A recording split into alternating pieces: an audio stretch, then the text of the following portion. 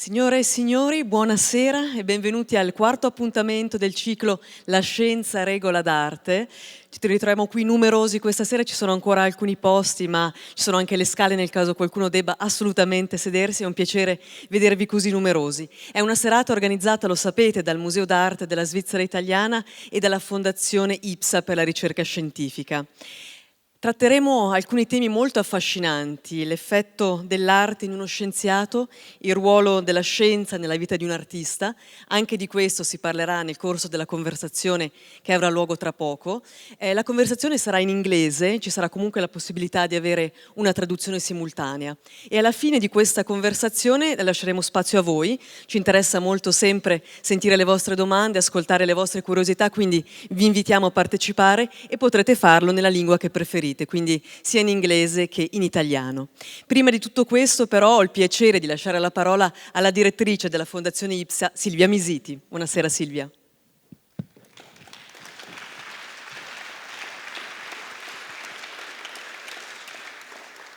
Grazie Giada per la presentazione, il mio è solo un saluto. Intanto mi complimento per tutti coloro che ci continuano a seguire, siamo molto contenti. Come diceva Giada, questo è il quarto appuntamento di questo progetto, cominciato circa 1 anno e mezzo fa con il MASI di Lugano, una collaborazione che è veramente molto felice per noi, perché sta portando molto interesse nella città di Lugano per questo tema di arte e scienza. Diciamo che il progetto era cominciato proprio da parte nostra per cercare di portare maggiore cultura scientifica e quindi in un centro culturale come questo. La collaborazione con il MASI ha proseguito, diciamo appunto siamo arrivati a questo quarto appuntamento e ci proponiamo proprio come partner scientifico di queste attività, e questo ci rende un onore per noi essere noi a portare la scienza qui nell'AC e quindi nel MASI. Il progetto è nato da una conversazione con il direttore precedente del MASI, il dottor Franciolli, e appunto nacque proprio da quello di cercare di mettere semplicemente un artista e uno scienziato insieme e, nonostante diciamo i loro lavori individuali, vedere di far uscire da loro, da un dialogo tra loro, quelli che possono essere i punti di contatto tra questi due mondi, come abbiamo scritto in vari articoli, apparentemente lontani. Quello che ci piace è che questo progetto sia proprio un ciclo, nel senso che gli attori cambiano ogni volta, e grazie a questa collaborazione siamo felicissimi di poter offrirvi la possibilità di ascoltare dei autori incredibilmente bravi, famosi, che portano arte e scienza in tutto il mondo, qui a Lugano, e proprio che sia un ciclo di conversazioni, cercando di, appunto, cambiando gli attori, ma di mantenere questo dialogo tra arte e scienza da un evento all'altro. E stasera c'è una diretta Facebook, quindi anche quelli che non sono potuti venire possono seguire l'evento. Io a questo punto lascerei la parola al direttore e ai nostri ospiti. Buonasera e grazie e buona serata. Grazie mille. E ora sì, abbiamo il piacere di introdurre i veri protagonisti di questa serata. Thomas Struth è un noto fotografo tedesco che sviluppa la sua arte attorno ad una serie tematiche psicologiche e sociali, accomunate tra loro dal concetto di relazione tra l'individuo, la propria percezione personale e la dinamica della società e dei gruppi umani, secondo le parole dello stesso artista. Negli ultimi 10 anni si è dedicato a esplorare il rapporto tra artificiale e reale, girando il mondo alla ricerca di laboratori e grandi strutture di ricerca. Ha spiegato: per me sono paesaggi del cervello moderno. E poi abbiamo con noi uno scienziato, James Beacham.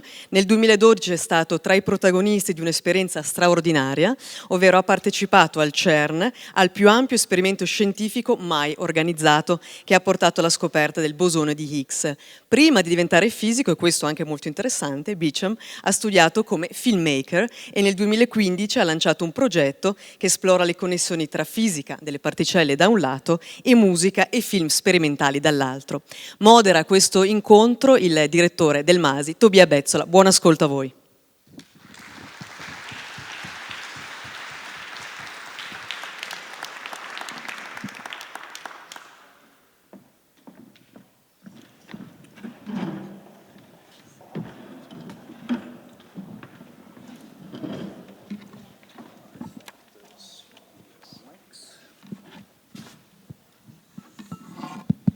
Buonasera. We were supposed to start with some images. As it happens, they may come later. They're quite crucial. Oh yeah, here we go. Thank you. Thomas Struth, as has been said, has been working in the last 10 years on a cycle of works that has been presented. We did a show a few years ago, which was shown at the Volkskongress then in Berlin at Martin Gropius Bau.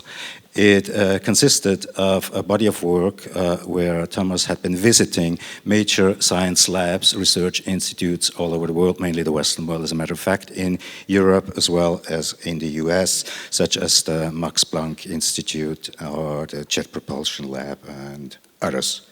Not the CERN, as far as I know. This may yet come.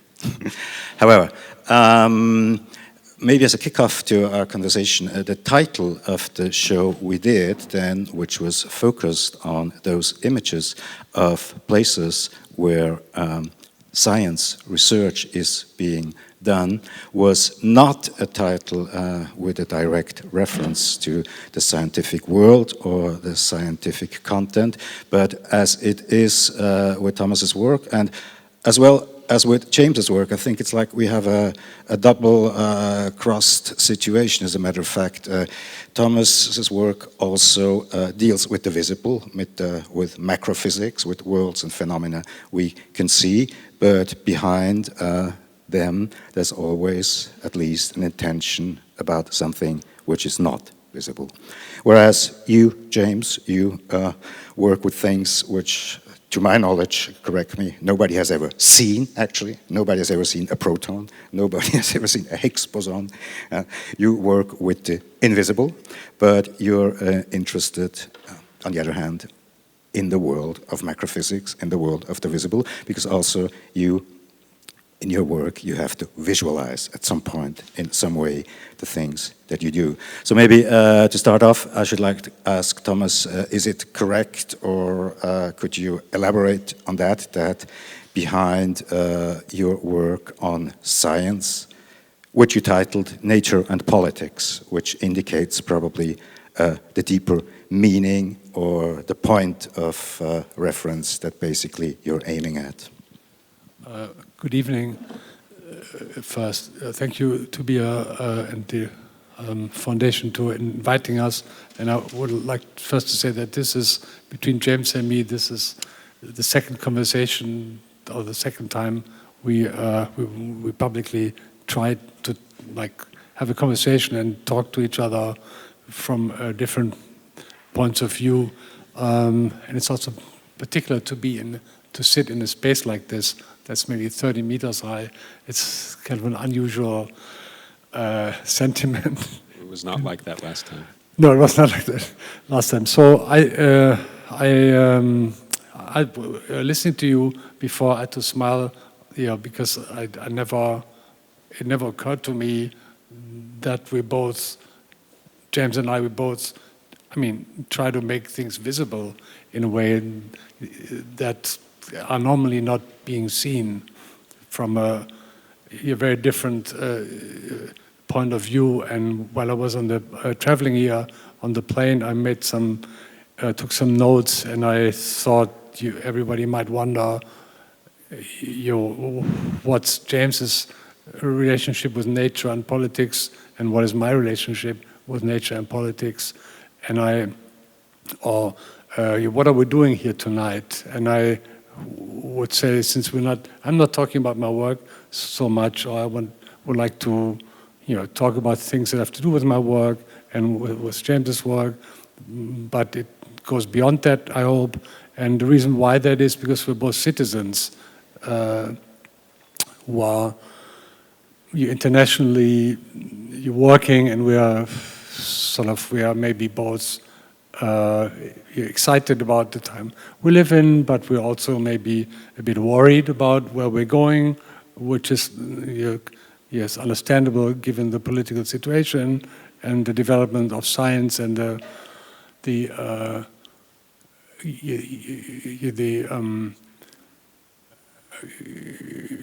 promise of your science as a savior in a way that technology will save our future, will develop and create a splendid and fabulous and ever more exciting life on Earth. But I think there's many doubts about this. On my part, very many doubts, and maybe on James's part, less doubts, but sometimes I feel it's also similar doubts.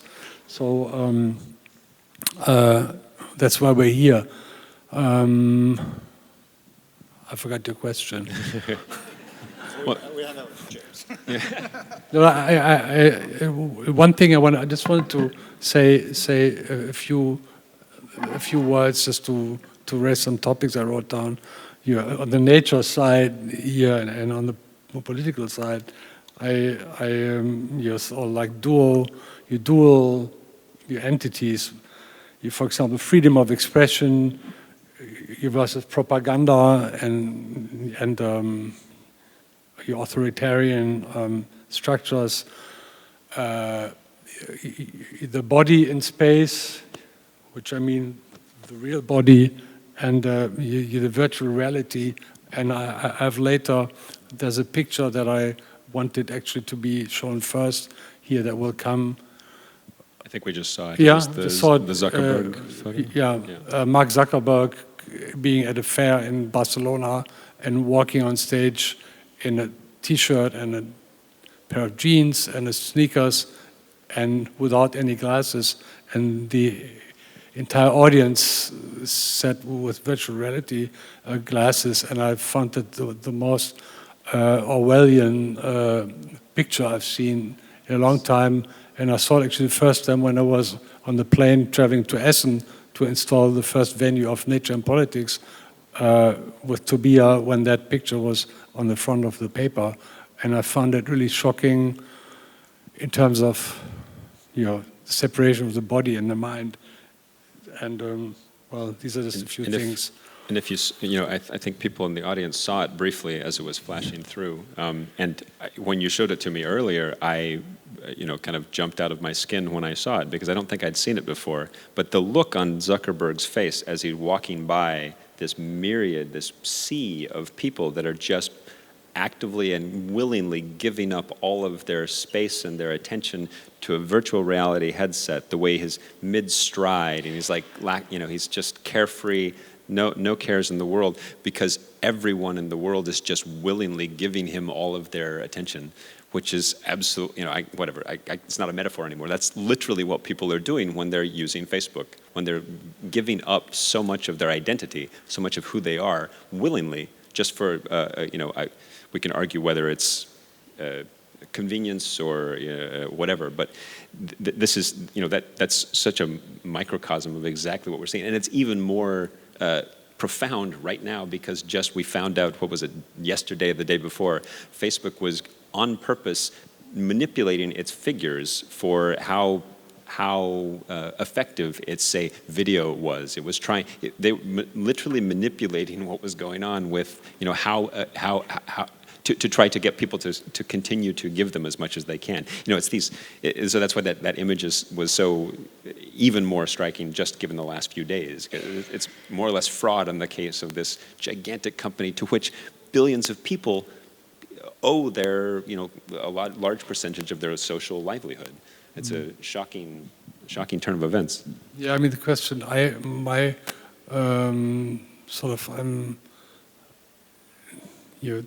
question for me is this, the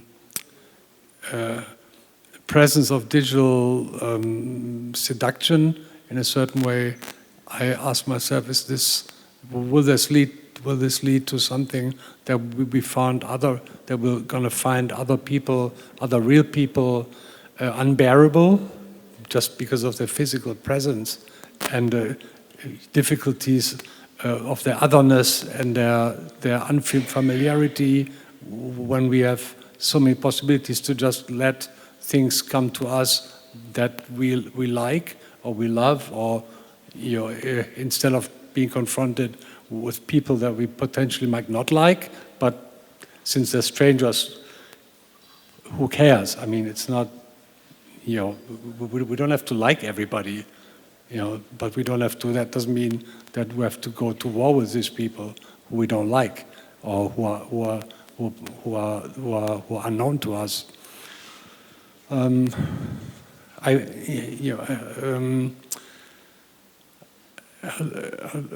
me ask you, James, what makes you stay doing what you're doing?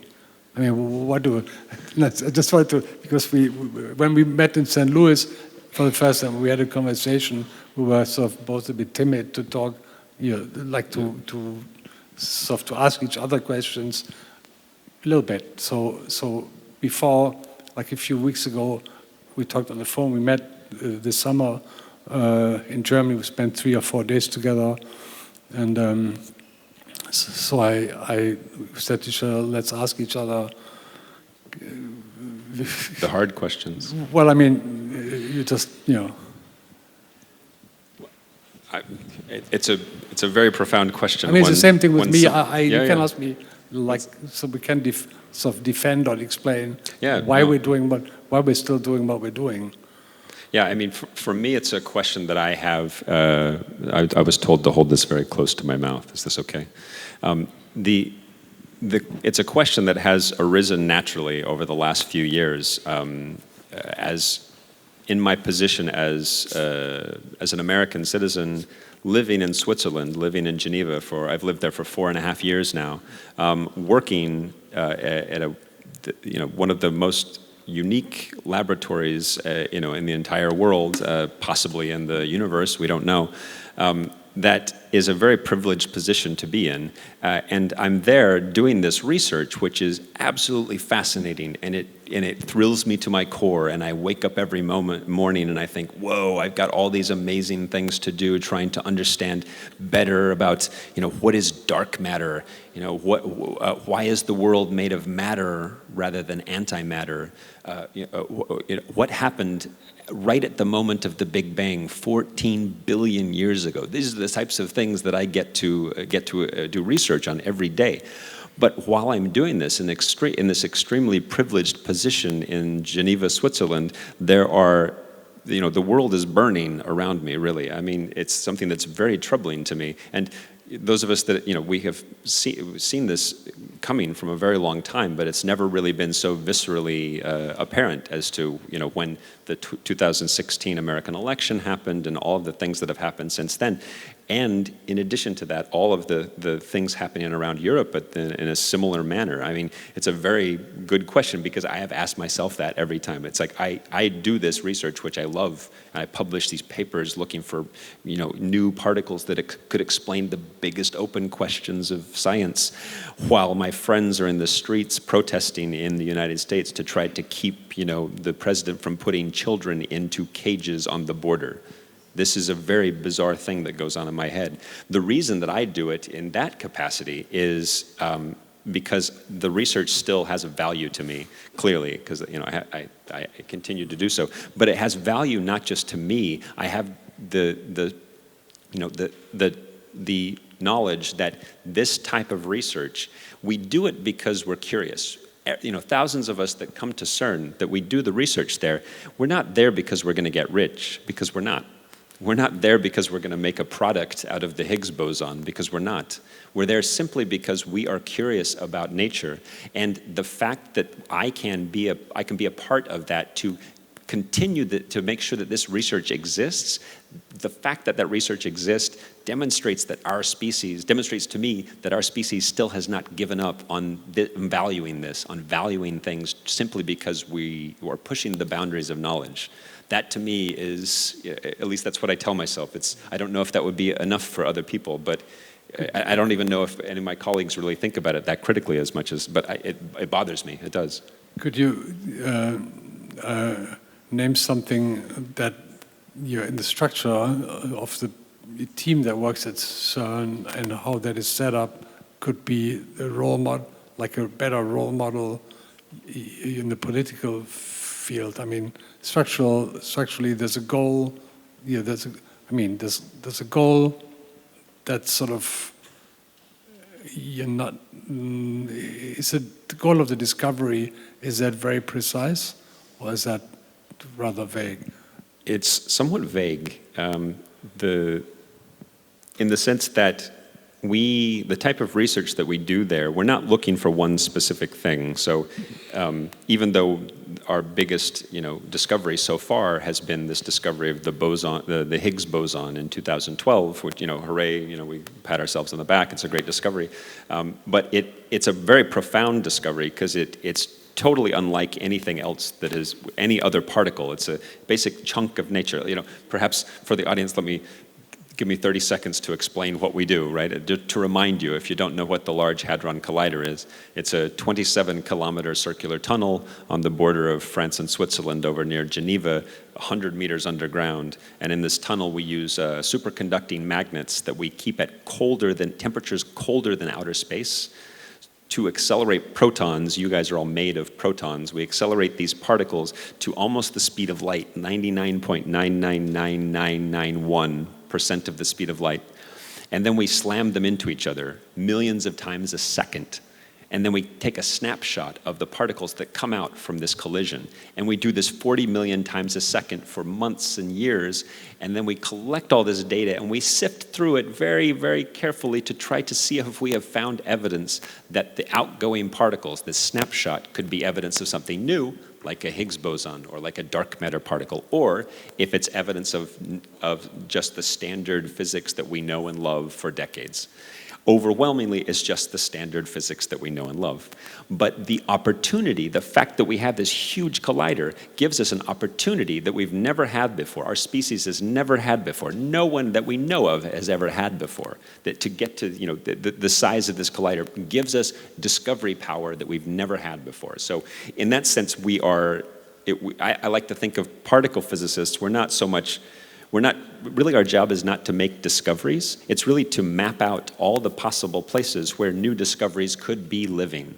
Does that make sense? It's a little bit of a brain change. So we have overarching open questions that we're trying to answer, such as what is dark matter? We know that there's so much more to the universe, stuff in the universe, than what you and I are made of. You and I are about 5% of the stuff that's in the universe. All the rest of it is stuck in stuff that we have no idea what it is. So we have kind of senses as to how we should answer this question, but there's not like a lamppost in a way. You should look over here, and that's the discovery. So it's simultaneously very defined, the type of research, but also a little bit open-ended because yeah. I mean, my question, you pointed actually more on something like, could you name anything of the structure that CERN is set up as a team effort? If that could be implemented into the political field, would that make our political life better, or is anything that doesn't exist that is a difficulty? I mean, you could say, okay, this is about humans. You're walking on Earth is about actual people that you have to negotiate with. Yep. And at CERN, people, there's how many nations are involved in CERN? Like 110 or 120 or something. So this is an example of cooperation that's organized. Is there one director or three directors? I think one director and a board. So to answer sorry, I went on that tangent. I didn't really answer your question, but yeah, the structure, the way that the collaborative model is at CERN, I'm not entirely sure that it could be immediately ported to other political. No, of course realms. Not. But it's good to imagine. I mean, it's always good to imagine something else that's better than other things we have. And so, honestly, I think that's just an interesting question or something. Is there anything we could learn from CERN in terms of cooperation. And it's strange when you look at it just blandly as an amateur citizen. You could say, here's 120 nations that put in like 100 million euros a year, or 200 million, or 50 million to search for something that's at the core of life. But it's, but as you said, sort of, it's more the paths and the potentials that might shine up on you as you're walking, and in the current political situation, it seems to be getting tighter and tighter, and kind of more you're more ugly and more ugly as we go along, and even though the goals are much more visible, it's like to create a surviving planet, and to create more democracy and not less, and so forth. So the goal is very clear, and the goal is more clear than anything else. In that sense, yeah, you're right. The existence of CERN, or well, let's put it this way: CERN is as much a social experiment as it is a scientific experiment. It's true, because even from its inception, it was designed, it was built in the 50s and 60s, intended to be a way for Europe to heal after World War II, at least one way to harness the advancements in science and technology, especially in the context of nuclear energy, because that's what the N refers to in CERN. It was originally nuclear research. Over the years, we've gone way past the nucleus, and we're much, much smaller than that. So it's particle physics now. We don't even deal with nucleus. Yeah, but that's maybe an interesting question. So behind it, at least, the goal, is it purely a theoretical one, or is Oh no, this is physical reality. I mean, it's or maybe you mean by theoretical in the sense that No, if in the end those powers who are behind and finance it still have some interest that in the end something practical may come out, is that a pressure you're feeling during your work, or you're completely free? Or is somebody coming at the end of the year, so what do we do with this? Yeah, I never feel that, because I'm a full-time particle physicist researcher. However, we do have an entire, there's an entire department at CERN dedicated to knowledge transfer. And that part is, I'm always cognizant of it, because I'm very frequently asked about it when I do public appearances and things like that, or in the elevator, or on an airplane. But it always comes up because people think this way, right? They think about, oh, well, what does society get out of this research? What do we get from this? I can always tick off some boxes, because that stuff is always guaranteed anytime what your would those species, boxes be? Anytime that stuff is always guaranteed anytime your species does something it's never done before. Just like, it's like, hey, let's go to the moon. What is society going to get out of going to the moon? We're going to make a building out of moon rocks? No. You always invent new technologies that then can be transferred to... But what? So, since you mentioned that, some people say the only thing that came out of that practically was Velcro. Because I feel sometimes the going to the moon was mainly a power demonstration of Sure. the United States. At the time, that was one of the much main... more than anything else, and I don't think. I wonder whether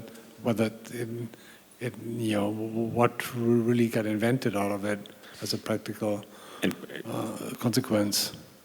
It's a good question, and once again, I'm the wrong person to answer it, because I look at the moon landing and I think of it in the same way that all of the little kids who saw it for the first time were absolutely inspired to become scientists or to pursue their curiosity or their drive to the next level. They, to a certain extent, yes, it was a power play. It was a means of saying, yes, we're the best nation on earth, the U.S. is, But by the same token, man literally walked on the moon. That's amazing, So it inspired, prior to my generation, people that saw this for the first time.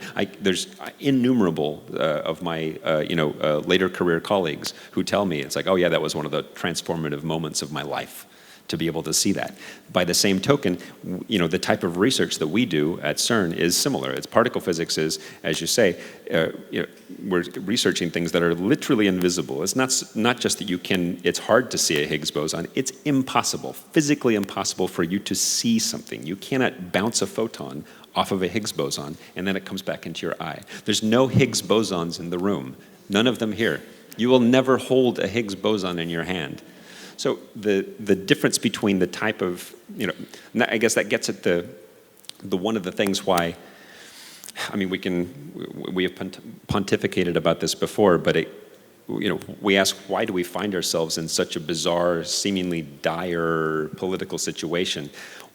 One guess could be that the stuff we're researching that's right at the very edge of human knowledge is, as we were saying, literally impossible for a human to visually, viscerally experience, right?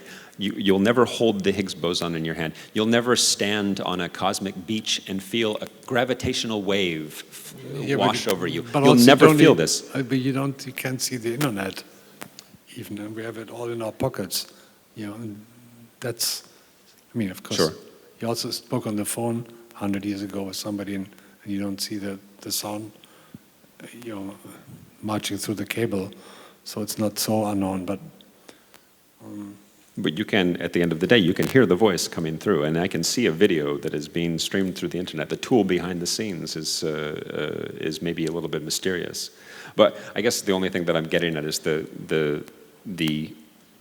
there's this chasm that seems to keep growing between the very edges of what scientific knowledge is trying to understand about and our ability to physically interact with it. Like I said, it's possibly a totally naive, idea. And what's the link to the current political situation? Could it be that because we have this kind of gap between these two things, it's possible that this leads to a large number of people being completely disconnected, and there's an extra level of abstraction that has to go on for you to understand that what science actually does as a means of inquiry about the world. Because there's anytime you have the rise of sort of very, very far right governments, you end up with a lot of scapegoating of elitists. Scapegoating of, it also happens in art, but very often scientists are thought of these elitist eggheads that are giving you knowledge. It's like, yes, you have to believe us because, we're the scientists with black glasses, And instead, it's, for example, climate change. There's no discussion here, period. 99% of all climate scientists conclude, based upon the existing evidence, that humans are responsible for global warming, full stop.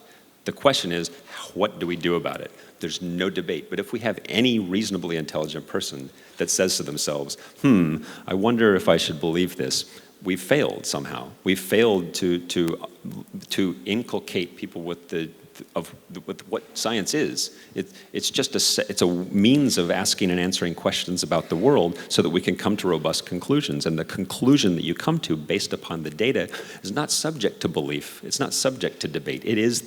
That's what you have to assent to. And so, when I listen to this, it makes me feel, because there's always the conflict about the habits and how life is organized in terms of urban structure, the workplace, the living place, convenience, which is a gigantically important feeling for everybody, to make life convenient, and the political decision making that will lead to better organization. Is as I see it now, is also a riddle, not unsimilar to what you were talking about, but that's maybe more urgent, because it's and I'm always surprised that about the slowness and the lack of excitement about the potential that brings of reinvention and new structural organization, which of course might require a lot of intelligence and political will, but it's also a very fascinating problem in a certain way. I mean, in Germany we have now heard in the radio like a few months ago we have not I think 30,000 windmills distributed across the country, which is a very strange, which is sometimes beautiful. My wife hates it, but that's only one sign of a change. We talked before about something that I got aware of. I heard on the radio recently. There's a young politician in Germany who is a member of the SPD, the Sozialdemokratische Partei Deutschlands. His name is Yannick Hahn. He was born in 1980, and he published a pamphlet about like a calling to organize, that young people should organize themselves in the Ortsverein, which is a local political entity in the neighborhood of their city. And he argues something like that. He tried to make a point that he grew up in the internet as the internet generation who is used to the click, like to get satisfaction on the mobile phone or on their computer to buy what they want, like if they can afford it, to buy things, to call food, like ordering food, dinner from the internet, and have lots, you call the music or the YouTube things, so they're kind of seduced and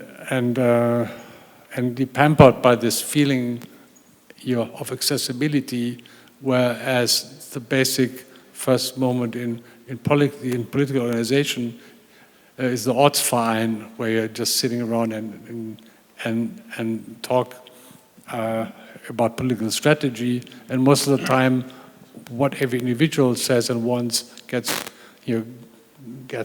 beaten down by other opinions and so forth. So there's a lot of frustration in that, and I found that very interesting because I mean, all of us see that all the time. In Berlin, like maybe 80% of people who drive on the bicycle around the city, and there's hundreds of thousands, have their headphones on. And I was thinking, are they not interested in the sound of the city? Like why do you have to drive the bicycle and hear rap music or whatever? So it's a privatization in a way. And Yannick Hahn, I found interesting. You made a point for both sides and said, yeah, that's the problem, to bring these things, to not throw one side out. You're not being on the position of the modern life is bad and we should stay with this, but also not forget about it and say, yes, this is absolutely necessary, because you cannot, the digital life has a separating quality which is dangerous. So would you say that those behavioral changes that you are getting aware of are also part of your work, of your interest? And are they ever at the horizon of your concerns, what you're doing? Do you think that what you're doing might eventually lead to those such changes in everyday social life? Well, for me, the incentive to start to photograph places of technology was the idea to as somebody who doesn't know anything about this, looking at every piece of sculptural environment as a mindset, as a result of a mindset that had turned into sculpture. And just, you read the energy, like being a detector, like a human detector for the energy of that environment, which includes the psychological atmosphere and so forth. And I think there's some degrees, photographs. I was successful, and many others not. Also, but it's the advantage of the amateur of the their liar. I don't know what that means in somebody who's not a profession, who's not a specialist in that. For example, that was something that I found successful. So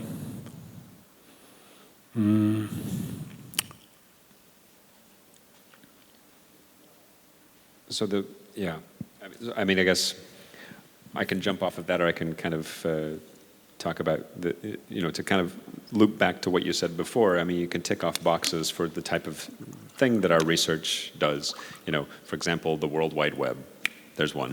So this was invented at CERN back in the 80s by particle physicists who just wanted to share their gigantic data sets around the world more efficiently.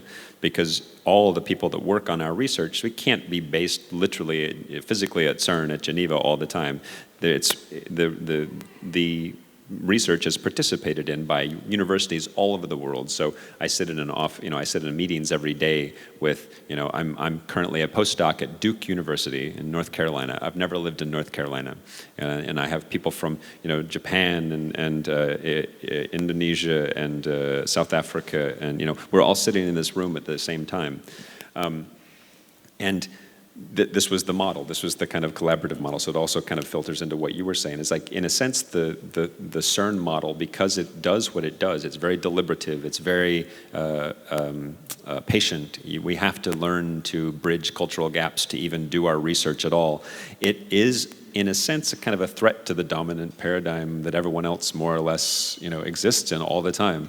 Everyone else, everywhere around the world, modulo some small pockets, it's all about, the profit motive and what, I'm looking out for myself versus, you're looking out for yourself and we're going to compete for resources, blah, blah, blah. Instead, at CERN, it's very much a collaborative research. And as a result of this, we have pushed into the complete unknown in terms of physics. And yeah, the side benefits have been things like the World Wide Web, major advances in RF power that are used in industry these days. Current examples are when we have these chambers that you kind of see when to be able to detect a particle going through, to see where it came from. You have to put gas inside this chamber, like a little chamber, and you have to sometimes have a mixture of gases in there. And you have to keep that mixture really precise, and you need to know how that mixture changes in real time. So what's another very practical thing where you have to have the correct cocktail of gases going into a chamber in real time? Anesthesia. So this was immediately transferred over to anesthesia used in medicine. This stuff is given. This type of thing always comes when you do this type of research. And so the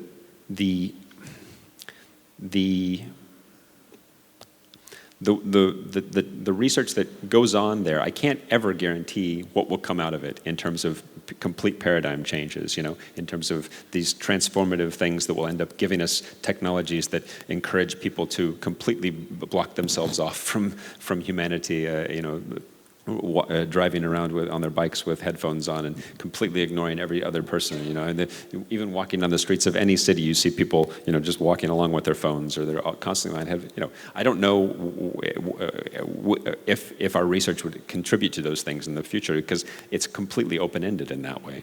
There was a popular fear when you started that experiment that one could read in the media that those dudes fiddling with protons in Geneva might suddenly make the whole planet evaporate in a microsecond. Can you exclude that? We can indeed exclude that. I guess from a logical perspective, because we already have been running the collider for a long time and it hasn't happened yet. So, but also, it's one of these things that was somewhat unfounded to begin with, and that kind of goes back to the thing we were talking about. The stuff we're talking about is it has to have this level of abstraction. It has to have this level of the thing that we can describe, the thing that we are interested in knowing about, and what we can experience. And that abstraction lends itself to being poorly explained. And when you poorly explain something, somebody can take this and run in crazy directions with it. Sorry, crazy is the wrong word, but there's something that just came back to my mind as I was listening to you, is that I encountered a few times in meeting people in different locations who work on plasma physics, or you like do research into the unknown. What was always very present was their patience, and because that's something that's very required. And one of the dual tones, or like the words that I noted on the plane with nature and politics, was patience and impatience. Because nature, for example, we can put fertilizer on a tree or on crops to enhance the growth, but you cannot really push growth in nature so much. There's a certain limit, and that's kind of a lesson in a certain way. And in technology, very often, as soon as it becomes a product and it's marketable, capitalism, impatience sets in, and people want growth, which is understandable, but then they want more growth. And the idea of constant growth seems to be very seductive, and I've always been skeptical about this. Very seductive, and also somewhat kind of, I used the word earlier in terms of physics, and I probably shouldn't have, but it's also kind of crazy, right? I mean, the startup culture, the entrepreneur culture thing about chasing exponential growth, it's like you can't do that forever. That's, that's a bit of an insane way to think of, to organize, your ambitions. And I think that's very much encouraged by this thing. And the thing that struck me, Thomas, when you were saying this right now, is also something that I've been meaning to, ask you for a long time, is, or at least comment upon, is very similar, because again, the research that we do at CERN, it does, you're absolutely right, it requires a lot of patience. It necessarily does, because you cannot force knowledge, you cannot force nature to give up its secrets to you immediately. You have to, you have to be very patient and coax it into existence. And it's something that immediately has always struck me about most of your photos that are most affecting to me. The thing that jumps off the page is the deliberation and the amount of time that it clearly takes to extract whatever possible intention was there to begin with, and it just jumps off the image for me. Yeah. I mean, when I first saw some of the cityscape photos. The retrospective, I think, was in New York in the 2000s or something like that. I was immediately bowled over by the level of care and that went into being able to extract this sense, this feeling that I was getting from this. And I'm not trying to draw the direct connection between extracting information from the universe versus, by particle physics, and extracting information from some cityscape. But you might be going. I don't know if that's too simplistic, but well, that's my impression. And yeah, that's like to answer that. Would require different to name different components. I mean, I'm usually very impatient, or like a rather impatient person, but I wouldn't not have been patient enough to become a musician, or talented enough. But somehow in picture making, that's the place where I can be very patient, and it's just like that. Because I feel maybe something like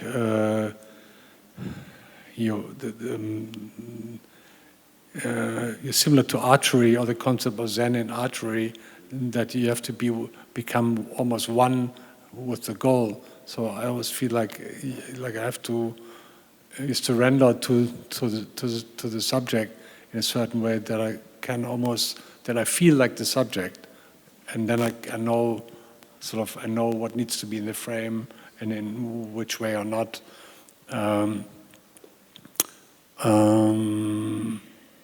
So I'm happy to hear what you said, because it's also something that some people see and other people don't see it. So But in terms of the overly simplistic connection that I was making between extract, because that's it kind of goes back to the thing that Tobias started off with as well. And I think that it's very, very rich material, and it's one of the things that my brain just constantly sort of thinks about behind the scenes, even if I'm not telling it to do so. Is this chasm, this gap between what it is that we as humans are kind of interested in knowing and what it is that we can experience. And that for physics is pretty easy for me to explain.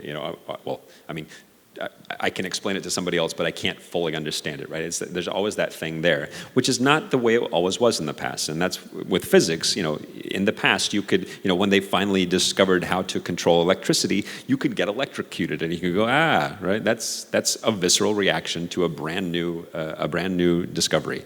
But again, if we discover dark matter, if we discover what type of particle is, it's not going to affect you, because every single one of you right now has about 1 billion particles of dark matter coursing through your body every second, and you've never felt it. It's never touched you. It's never interacted with you at all. How do we know it's there? How do we know what type of particle it is? We know that there has to be something like dark matter, but what is it? It has defied all of our ability to discover what it is. And if we did, you'd still not be able to make a product out of it. You'd still not be able to interact with it directly. And so that chasm, between is always there, but it always jumps to mind to me when I interact with a piece of art, and particularly a lot of your photos that are the most affecting to me, is that I'm always struck, and I'm immediately grabbed, and I have to think, what was going on here? What is behind the scenes here? What is the almost, I don't want to say intention, but what was the thing being elucidated? The particular, and that chasm is, you could argue that's always there with art, but that to me is a very rich thing to try to bridge. Well, to put it in a different way, I think that as an artist, you never cook with ingredients that didn't exist before. So you always have your certain knowledge of what existed already, and I think that's a very important thing, to be in love with art and then sort of take some ingredients of what you see and cook a new dinner, sort of see, okay, there's certain things I love, but now that existed here and there, and, in different regions or different eras and times.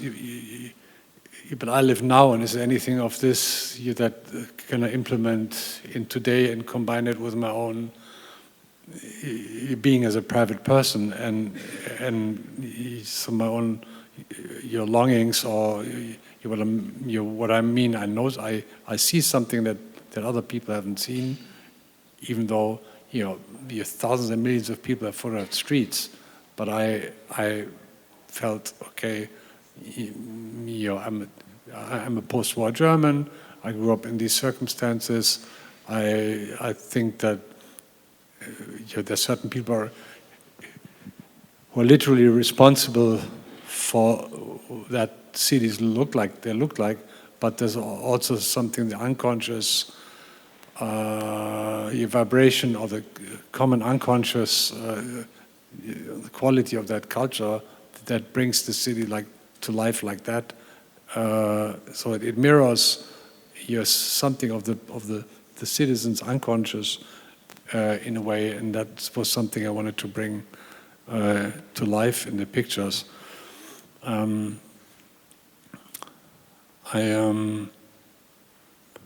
I mean, in a way, the interesting thing about art is, and that's also the difficult thing, and very often very tiresome, like a very fatiguing. For example, when I go, I would just walk to the two exhibitions upstairs, the sculpture and in my grid, and even for me, it's sort of, I try to, just identify what I feel attracted to, and then see, do I know anything about this person, or and like what does it tell me about the times? So you have all these categories, and then I collect maybe ideas about the pedestals, or in Magritte exhibition you see different neighboring artists, De Chirico and other people, and then I'm wondering about surrealism, what that meant to me when I was in high school and I painted, and I evaluate, does it still mean anything to me, or so? And then I'm thinking, who was that guy, Magritte? At the time, the artists were wearing a full suit with a vest and a tie, and they were like, they were kind of, you had this sort of uniform in a way, but that's me. I'm a professional, so it's like I'm like Mr. Elkan walking in the car show, international car show in Frankfurt or so, and not like a normal user. But what I mainly wanted to say is the similarity of the uncertainty, in a way, and the excitement it needs to stay there, and the hope that it makes a difference. This is really the hope to make a difference. Mm-hmm. I think that's a draw that we have very much in similar. That we hope it will make a difference, not only for ourselves but for other people. And might the difference be, maybe we can come to the last point before we pass the word to the audience. However, what I have learned also from your conversation, there's a fundamental difference between your work, because as you have talked about works of art and you're creating works of art, even though you may take your time, but you do a work of art and the artist, he does finishes. Whereas, as I understood, James, is that correct? You might not live to see the result of what you're doing to some extent. So you're part of an optimist. Well, it's possible. You're hoping. Let's hope that it will not be the case. But it's part of your research. I think that you are not. You cannot have a plan and then I will finish this work and it will be closed and it will be finished and then I go on to the next one. Or is it not like that? Sort of. It's sort of like that. It's not like that in the sense that we know that the Large Hadron Collider is planned to run for a couple more decades. Next year we're going to soup it up a little bit and then run some more. And when I say run, we mean collide protons a bit. A bit, 40 million times a second for a couple of years, that's all. And then we're going to shut down again and really crank up the juice, so we'll get like 10 times the data. So we might be able to tease out these discoveries that might be totally buried, not just like a needle in a haystack, but a tiny piece of hay in the haystack that's slightly discolored that you'll never be able to see. That's the type of thing that we look for. And in that sense, we know that the Large Hadron Collider is planned to run for a couple of decades and then shut down. And then a lot of people will transition to the next experiment, because 27 kilometers is not enough for us. The next plan is for something to 80 to 100 kilometers, and this would go all the way around the Salev Mountains and underneath Lac Leman. So luckily the Swiss are very good at digging tunnels, so it's totally okay to do this. But in that sense, the research has an endpoint, because the criteria for success of an experiment like this, though, the criteria for success is, did it operate correctly? And did you get a bunch of data out of it that you can then analyze? The criteria for success is not, did I discover a new particle? Because we don't choose where those discoveries are. Nature chooses. It's our job to, like I said, map out all the possible places in the data where a discovery could be hiding. And it's a slightly different mindset change. I think people get the impression that we are made to discover the new thing. If it shows up, that's great, but that's not our choice. We don't choose what nature does. And so in that sense, the criteria for success, whether I will live to see a discovery, I have no idea, and it's totally not up to me, right? But what is up to me is to participate in this research so that we can ensure that if a discovery does show up, we're not going to miss it. And that's a very, very humbling thing to be a part of. So in that sense, it's totally possible. I will, live my entire life and never see any discoveries beyond the Higgs boson. And I might die and still have no idea what dark matter is, no clue what dark energy is. But that's also a very encouraging human principle. No? You don't miss it when it comes along. Okay. Absolutely, no, it's totally true, and don't miss something when it comes along. But again, this goes back to, in a sense, what we were talking about. We've sort of been dancing around the whole time. Is that maybe it sounds too simplistic, but is it possible? Do you think this is too simplistic to say that one of the big things that is a problem facing society today is that the quick advance in technology that we've faced over the last few decades, and especially in the last few years? You mentioned somebody, this person is addicted to clicking things, and that's how they get their instant gratification. The lack of appreciation of patience as a quality, in the sense that if people were able to stop for a second, just stop, and not require absolute instant gratification and think about something just for a few minutes, would they behave in very different ways? Yeah, I mean, I think, for example, you being German, I think it would have been better, sort of, when the wall came down in Berlin and the borders opened between East and West Germany, to have more time to think about it, what would happen. Or when 9/11 happened, there was a moment of a few months or so, but maybe it would have been better to think 2 years about it, what the reactions would have been, and then not to invade in Iraq or so. It's now easy. It's easy to say that now, but that's just two bigger occasions where I felt, in a way, that my Paradise Pictures had a little bit to do with that, because I thought, okay, now the debate between communism and capitalism is over, apparently. So where are we going? Where are we going now? And that answer was given by what happened, in a way, new market and more market, but there was no doubt, or or I don't know whether there was no doubt, but maybe not enough. But it's clearly led, and decades of unfettered capitalism have led to the biggest inequality that we've ever seen in a very long time. So I mean, clearly this has had consequences.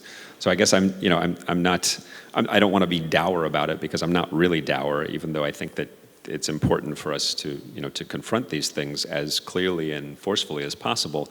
But that concept is intriguing to me. Is like, how could we as a society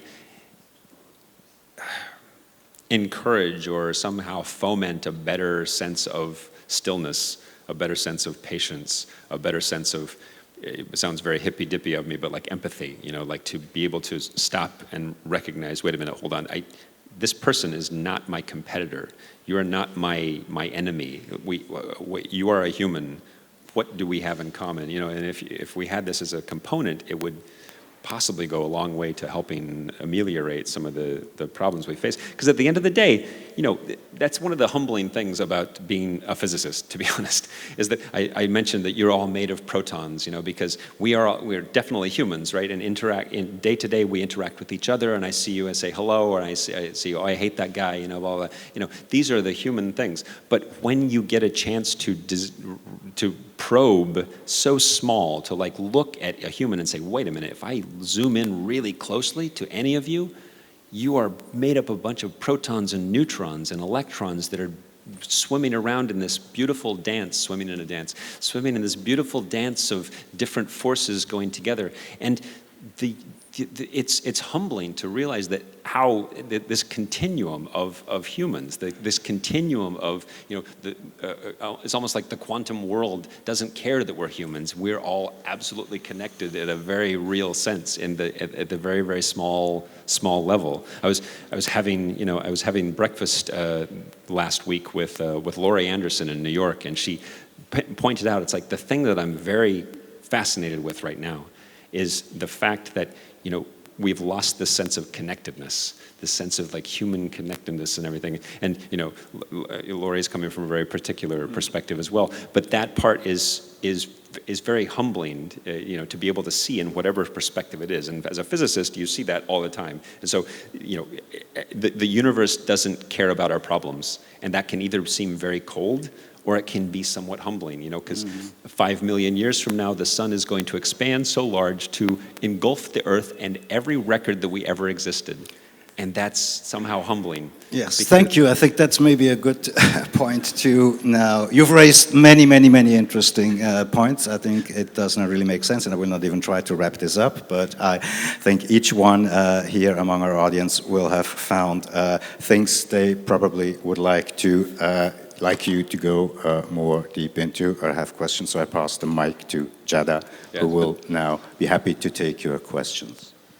Sorry, Grazie mille, Direttore. Thank you very much indeed for this conversation, Thomas Struth and James Beacham. The conversation is not over, perché adesso abbiamo il piacere di dare a voi la parola per le vostre domande, le vostre curiosità. Ci siamo io e anche una collega dell'AC, quindi non esitate ad alzare la mano e veniamo subito da voi per le vostre domande. E poi ci ritroveremo tutti, rimanete qui perché dietro alle nostre spalle ci sarà un aperitivo e continueremo a parlare di arte e di scienza.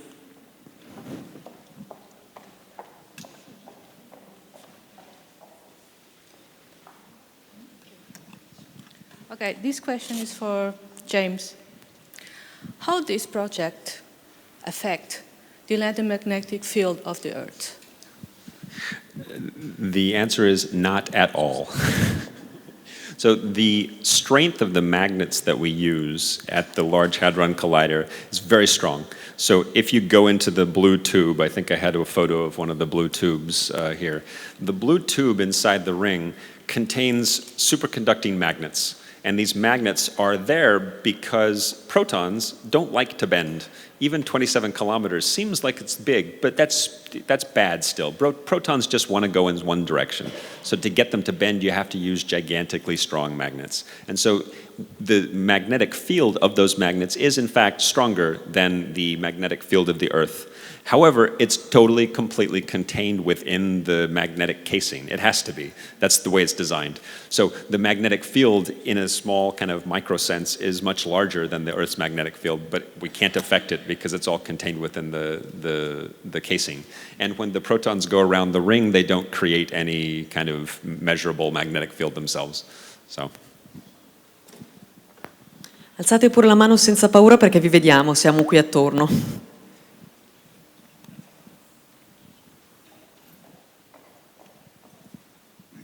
Buonasera.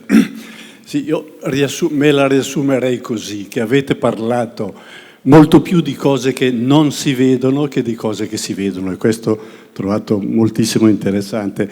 E vedendo anche le fotografie, scorrere le fotografie, mi è venuto in mente un passo di Proust, di Marcel Proust nella Recherche, no? In un libro della Recherche, in cui a un certo punto parla della fotografia.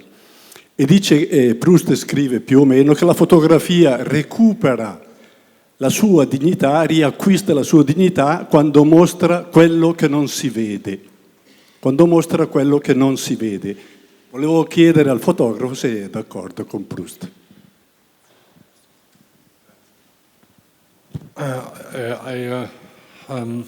Well, thank you for pointing out that the quote by Marcel Proust, or what he said. I never read that. Well, I think that that's always my attempt to show something in a way that others have not seen it. For example, I came to plasma physics through an article in Der Spiegel, the German magazine, where I read an article on the plane about plasma physics and the institute in Garching near Munich, and I saw a picture, a small picture of the interior, and I thought, wow, that's fantastic, but I want to go there, and can make it a better photograph or bring it more to the point. So in a way, I think that I don't always succeed with that. So sometimes if I would give my work, my individual pictures, ratings from AAA to CCC, so there's different degrees of that. But I would be interested to know where, like to read the quote exactly what he said, because I didn't know that he talked about photography even. I guess if I can add slightly to it, and maybe some context from my perspective on your work too, it's like it's kind of going back to what I was sort of trying to very awkwardly get at before. Just that. Can we pause on this photo? Can you pause on this picture? Or go back to the last one? I don't know if anyone's controlling that. The semi-submersible rig, right? Yeah, but anyway, so do you, after the fact, sometimes look at your own photos and realize that there was something there in the, not in a physical sense, because you mentioned that you can only work with what you have, but do you realize there was something there that was kind of invisible at the time that maybe based upon your AAA metric, that you were able to elucidate or bring out? Or is that completely not part of your thought process? No, I think I would say if in retrospect I would rate a picture like B or something like that, that would tell me that, and at the time when I was on location, I didn't, either on location or in the edit, on location I was not really present, or the decision making was not radical enough. I was not convinced enough, really, honestly, or in the edit, I needed the picture as a comparison with other pictures to elevate the meaning of other pictures. Because if you have any exhibition of any artist with 20 masterpieces or like important works, there's always 3 that are better than the other 17, even though the other 17 are also great. So that's a matter of composition. I just want to point out that picture because of the oil rig. In my life, I've never had any idea to photograph an oil rig, but when I was scouting location in South Korea on the shipyard, just walking around and testing many different possibilities just visually, and you're calculating what that would mean if I would photograph this or that, or from this object. I walked over like a weight of a huge crane, maybe 5 or 6 meters high, and all of a sudden I saw this situation, and I thought, wow, this is really the first time that I saw something that makes me understand what a gigantic object that is. And it was something like Gulliver in chains. You're the giant that's kept in chains to prevent that he would destroy everything around him. And then, of course, it needed one person there to show the dimension. So there was just an opportunity for that narrative in a way. And then the picture needed to be very big. It is a very big print, and so forth. So that tells a lot about looking, and then finding occasionally something that makes a summary of many different evaluations in a certain way. And if you've never had a chance to see this one in person, it's a completely different experience. I mean, the large format, as you know from Thomas's stuff, it's supposed to be big. At least these ones are, and it's a completely different experience. It was for me. I mean, when I got a chance to see the print in person, it was totally different. Ci sono altre domande, altre curiosità da parte vostra?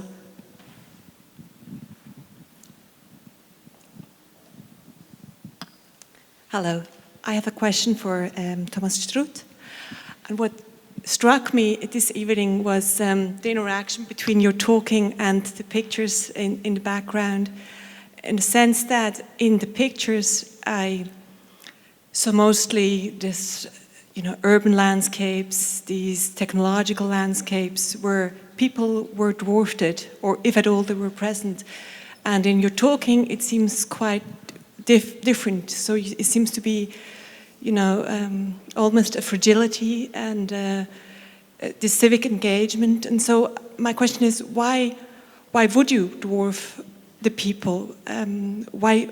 Because to me, not seeing the people, just seeing the effects of people gives me this sense of unease and this dystopian atmosphere that you were talking about when we see Mark Zuckerberg talking to this crowd of admirers. So the question is, why do you take out the people of your pictures? Were there not some family portraits there as well? I mean, I'm just sort of. The question is more. The answer would be that I think that for certain things, how can I say? I mean, if you ask me as a private person, psychologically, maybe that happened because when I was younger and I photographed streets, I had more problems with other people. I mean, I was more shy. So to photograph people seemed to me you're occupied by advertising and by the ubiquity of people appearing in photographs everywhere, in magazines, in newspapers, on television. So people being photographed was just something that where I felt I cannot say anything. I didn't know what to say about people by photographing people, but I thought I can. Somehow I felt. I mean, I was not aware at the time. It was just the decisions I made. I can say something more about people by photographing what they built or what they did in a deeper sense. When I began to photograph, actually I photographed people walking in the street. So actually I photographed people, but then I found the pictures after like a year or so. I thought this is just so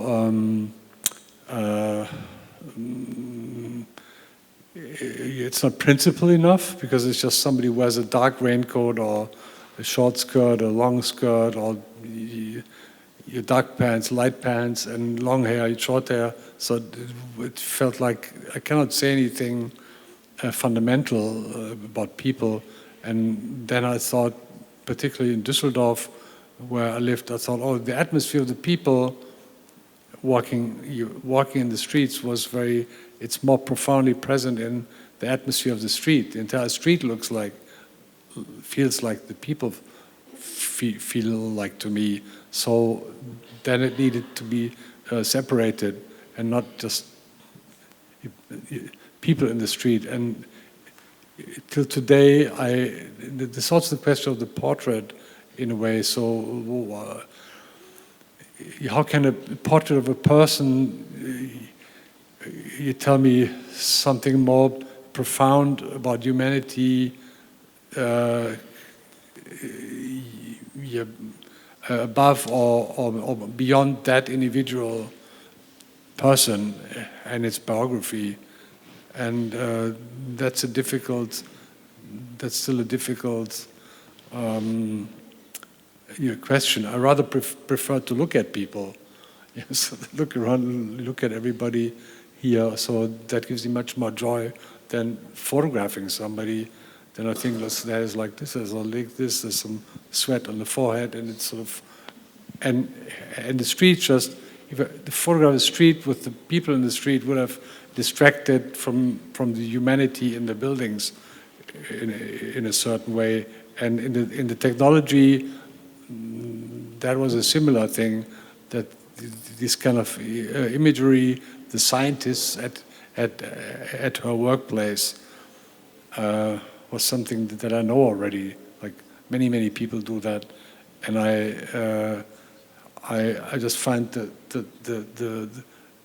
like this sculptural evidence much more shocking in a way, or arresting. You think that, oh my God, what the hell was going on in their minds, and how complicated it is as a social phenomenon to create this.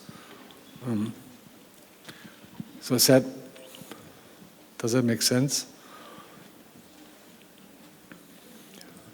But thank you for asking.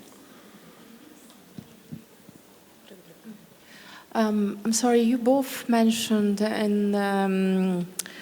about the change of behavior of the people upon the influence of the new technologies. This question probably for James, if I can ask you.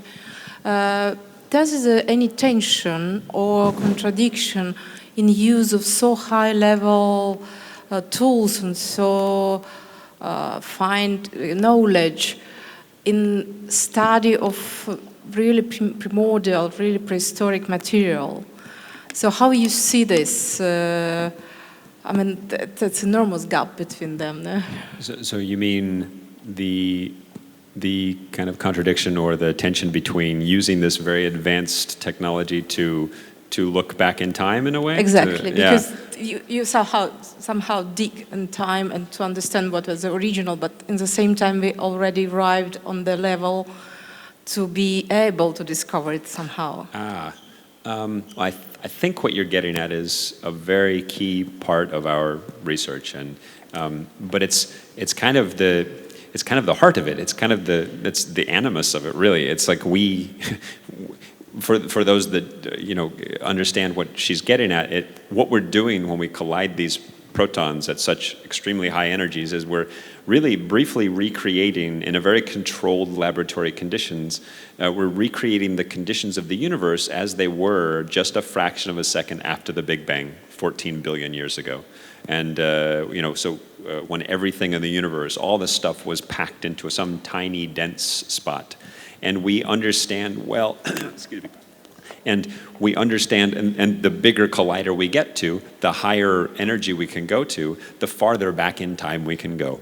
And we currently understand the universe quite well, what was going on in the universe when it was about the size of an apple, or a fist, about the size of an apple. We understand what was going on quite well. This is the point at which the Higgs boson became important, or if you know a little bit about physics, it's when the Higgs field turned on. And this was important in our history. It's very prehistoric. It's, in the sense that it's, before that, we don't even understand what it means to talk about the history of the universe. This was the point at which the Higgs field turned on, and as a result of that, particles like electrons, they acquired this property known as mass. Okay, that's a little bit of a blah blah, but all you need to know is that if this had not happened, if the Higgs field had not turned on, we would never be here to talk to each other. Atoms would never have formed. There would be no structure in the universe. So understanding how this happened is pretty ontologically important, right? For humans, it has this weight to it, this heft, and.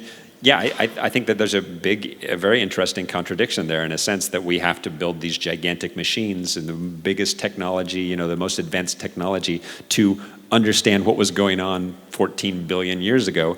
But I think it's only a contradiction if we think about it in human terms. Again, I'm not trying to be, transhumanist or something, but there is this kind of humility to it that you get. It's like we should be so honored to have this tiny slice of time that we exist, to be even able to answer or to ask these questions about the universe.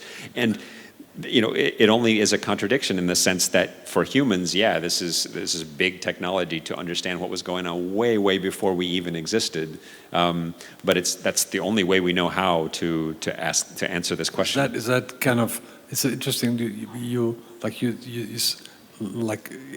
in our many conversations, you said similar things a number of times, but now to the question and how you put it today, all of a sudden, I think it's like an archaeology. I understand it better because it sounds like you like a similar interest to archaeology, even though it's not. So there was something. It's sort of.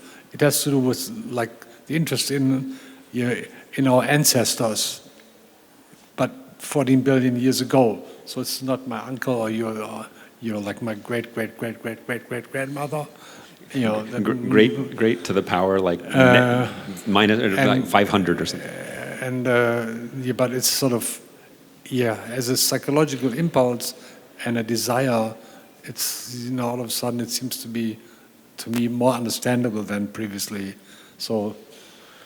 I'm glad that this came up in this particular conversation. Then, it really is. It's a good metaphor that it's one I don't typically use. So maybe that's why we've never talked about it that way before. But it's a good one, and because when you're doing excavation at underneath Rome, or in Pompeii or something like that, and you find a shape of a human or a piece of a bone, right? This was the evidence of somebody that existed, and then when they died or when they ceased to exist, their stuff left an imprint or left a trace behind to allow us to then eventually discover that.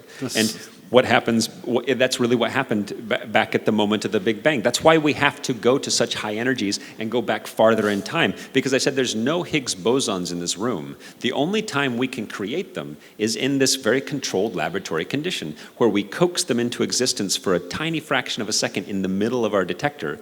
The Higgs boson will live then for 10 to the minus 23 seconds. That's nothing. And then it immediately splits and dies and it turns into other particles that hit our detector. That's because Higgs bosons only existed in abundance in our universe way back at the moment of the Big Bang. And then the way I could explain it if I had a few hours, but the way that the particles and the forces were working that way, as those particles sort of like died out, they left an imprint on the universe as we see it now.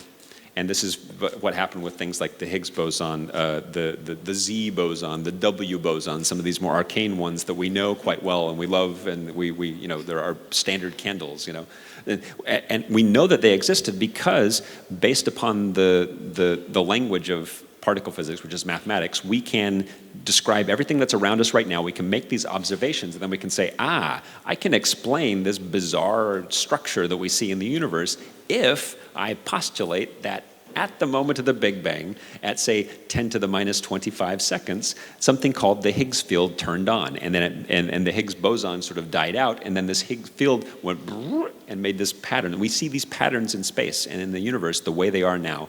And this, since it's all connected, via basic tenets of logic, you can use this imprimatur, this imprint on the universe, and work backwards and reconstruct what was going on. So we really are archaeologists or kind of detectives in a way. I mean, the strange thing that one could imagine, or the question would be, if in 150 years or 500 years, that will be discovered, where we're from, will that bring us to more patience or to more humbleness or more peace? That part I don't know. Yeah, that's a good open question. I mean, it's yeah. We can go on for a very long time about this. I mean, the truth is that the next step in particle physics, the future of particle physics is, like I said, probably going to be the 80-kilometer tunnel or a 100-kilometer tunnel, and that will be a huge jump into the unknown, and it'll be fantastic and allow us to, really understand way better about what was happening in the universe. But that's still not enough for us to answer the questions definitively. To be honest, if we really wanted to answer these questions completely definitively, and maybe I've mentioned this to you before, we have to go to an extremely large collider. And by extremely, I don't just mean around, say, the moon or around the Earth. We would have to probably build a Large Hadron Collider style accelerator around the orbit of Neptune.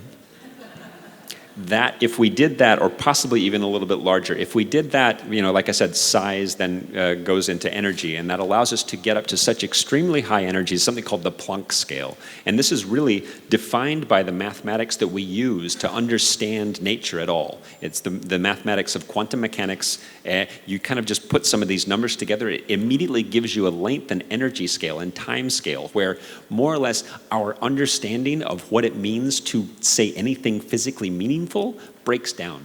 For example, I can't even define in physics, I can't define a length that is smaller than about 10 to the minus 25 meters or something like that. It makes no sense beyond that, in the sense that I can't even define, there's uncertainty in our, so it's like if we were to be able to get to that point, if we were to be able to probe such tiny scales, such gigantic energy scales, we would know everything about the universe. We would understand everything about dark matter, dark energy, the Higgs boson, time. We would understand, possibly be able to travel in time. We would be able to understand. So these are speculative things, but that's the length that we would have to go to really understand fully our universe. And I don't think we're going to get a particle collider around the outer orbit of Neptune anytime soon.